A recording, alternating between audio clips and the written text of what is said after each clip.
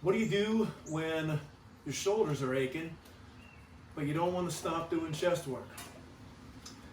Here's one solution I came up with that worked pretty well for me.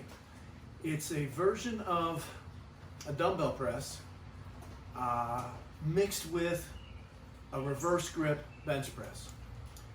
And the exercise is simply to take the dumbbells in an angle or an underhand fashion and stretch them down as far as you can, close into your sides. You can play with the angle to see where you get the least amount of shoulder irritation. The goal of this exercise is to train the chest without irritating the shoulders, kind of giving the shoulders some time off. So it's just down by the sides and then scooped up to arm's length. Let's do a regular shoulder dumbbell press first. So a regular one would have the dumbbells out to the side, and they would be directly over the shoulder joint, and you'd press up. So the elbows are pointing out. Go ahead and do a couple of those. And this is normal. This isn't going to give your shoulders any rest. What we're going to do here is supinate the wrist, let the elbows come closer to the body, down by the hips, and they're going to really stretch the chest. And then scooping out a little bit ahead and a little bit up. As the weights get heavier, they're going to work their way back towards this more directly over the shoulder position. But interestingly enough, you can get plenty of chest work here with lighter weights, because this is an angle that is really disadvantageous to your leverage. And so you don't need a ton of weight to pull this off. And it allows you to flex the chest without really engaging the shoulder. And you have to think that a little bit too. You don't want this to turn into a tricep exercise, and you certainly don't want the shoulders to work. So as she does the exercise, she's got to focus on the chest muscle working, and she's got to relax.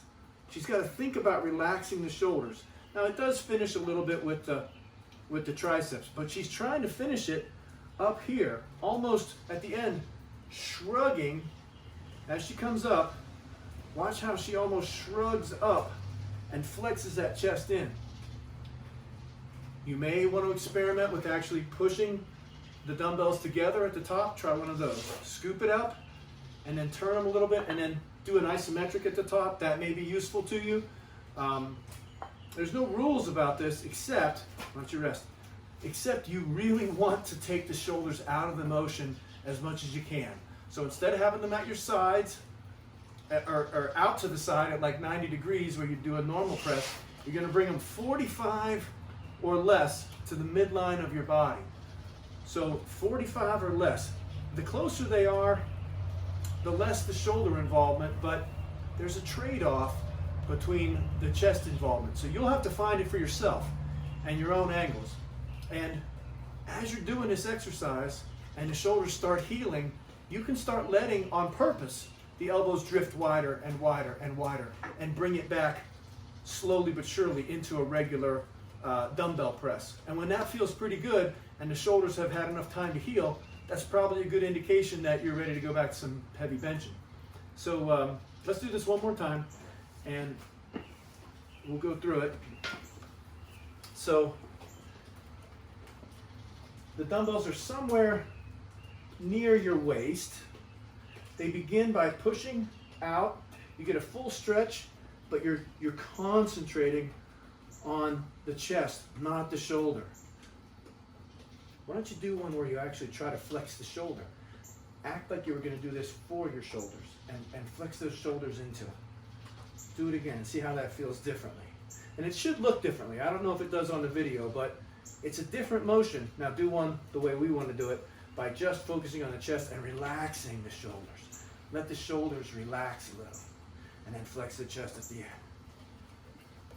So if you're sore, if you have some sore shoulders, you feel like you're coming up on maybe an injury or something, or if you're recovering from an injury and you don't want to let all that chest work go to waste and do nothing, it's hard to work the chest without working the shoulder.